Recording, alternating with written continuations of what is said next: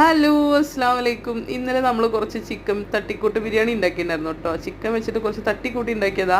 കാരണം കുറച്ച് ദിവസമായി ഉണ്ടായിരുന്നു കുറച്ച് ചിക്കൻ്റെ കട്ട് പീസ് ഫ്രിഡ്ജിൽ ഇരിക്കുന്നത്. കുറച്ച് ദിവസം പറഞ്ഞാൽ ആകെ 2 ദിവസമായിട്ടുള്ളൂ കേട്ടോ. അപ്പോൾ അതിരിക്കുന്നുണ്ടായിരുന്നു. അപ്പോൾ ഒരാൾ പറഞ്ഞു ഉമ്മ എനിക്ക് നെയ്ച്ചോറ് മതി, ഒരാൾ പറഞ്ഞു ബിരിയാണി മതി എന്നൊക്കെ കേട്ടോ. അപ്പോൾ രണ്ടാൾക്കും പരിഭവം വേണ്ടെന്ന് വിചാരിച്ചിട്ട് രണ്ടും കൂടി ഞാൻ മിക്സ് ചെയ്തിട്ട് ഒരു ബിരിയാണി ഉണ്ടാക്കി കേട്ടോ. നെയ്ച്ചോറും ബിരിയാണിയും ഒക്കെ കൂടി മിക്സിംഗ് ആണ്. അപ്പോൾ അതിന് വേണ്ടിയിട്ട് ഞാൻ കുറച്ച് സവാള, തക്കാളി, ഇഞ്ചി, വെളുത്തുള്ളി പേസ്റ്റ്, പച്ചമുളക്, വേപ്പില അതെല്ലാം കൂടി വഴറ്റിയെടുത്തു. എന്നിട്ട് അതിലേക്ക് നമ്മൾ കുറച്ച് പൊടികൾ ഇട്ട് കൊടുത്തു കേട്ടോ. മല്ലിപ്പൊടി, ഗരം മസാലപ്പൊടി, ഉപ്പുംപൊടി, മഞ്ഞൾപ്പൊടി ഇത്രയും ഇട്ട് കൊടുത്തിട്ട് അത് നന്നായി മൂത്തതിന് ശേഷം ചിക്കൻ ഇട്ട് കൊടുത്തു. ചിക്കൻ ഒരു ഹാഫ് കുക്കിൻ്റെ അടുത്ത് എത്തിയെന്ന് കണ്ടപ്പോൾ കുറച്ച് മല്ലിയില ഇട്ട് കൊടുത്തു. പിന്നെ കുറച്ച് തൈര് ഒഴിച്ചു കൊടുത്തു കേട്ടോ. എന്നിട്ട് നമ്മൾ 3 ഗ്ലാസ് അരിക്ക് 6 ഗ്ലാസ് വെള്ളം എന്നുള്ള നിലയിൽ കെറ്റലിൽ തിളപ്പിച്ചെടുത്തു. ആ വെള്ളം നേരെ നമ്മൾ ചെമ്പിൽ ഒഴിച്ചു. വെള്ളം നന്നായി തിളച്ചതിന് ശേഷം നമ്മൾ അരി ഇട്ട് കൊടുത്തു.